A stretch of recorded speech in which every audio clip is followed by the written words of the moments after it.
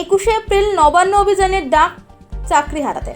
তৃণমূল নেতারা বারবার বলছেন ভরসা রাখার কথা। শিক্ষামন্ত্রী পার্থ বসু তো পরিষ্কার বলেছেন, মুখ্যমন্ত্রী যে ব্যাখ্যা দিয়েছেন তার উপর ভরসা রাখুন। মুখ্যমন্ত্রীর সঙ্গে বৈঠকও বসতে চলেছেন চাকরিহারারা। 7 তারিখ বৈঠকে বসবেন বলে আগেই জানিয়েছেন মুখ্যমন্ত্রী মমতা বন্দ্যোপাধ্যায়। কিন্তু তার আগেই বড় কর্মসূচি নিয়ে ফেললেন চাকরিহারারা।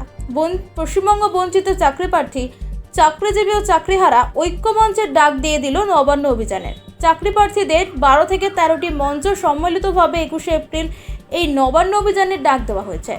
সাংবাদিক সম্মেলন করে চাকরিহারাদের তরফে এদিন এই ঘোষণা করা হয়। সাংবাদিক বৈঠক থেকে মঞ্চের নেতৃত্বের তরফে বলা হয়, কয়েকটি সংগঠন ইতিমধ্যে যোগাযোগ করেছে, আগামীতে তারাও এই মঞ্চে সামিল হবে বলেই আশাবাদী তারা। তবে এদিন সাংবাদিক বৈঠকে বারে বারে প্রশাসনের ওপরে ক্ষোভও উগরে দেন তারা বলেন, আমরা এখনো মুখ্যমন্ত্রীর ওপরে আস্থা রেখেছি, আর কতদিন? আমরা লাগাতার আন্দোলন চালিয়ে যাচ্ছি, সে কারণে আমাদের প্রত্যেকটা দিন ভয়ের মধ্যে দিয়ে কাটাতে হয়। আমরা বেকার ভাতা চাই না।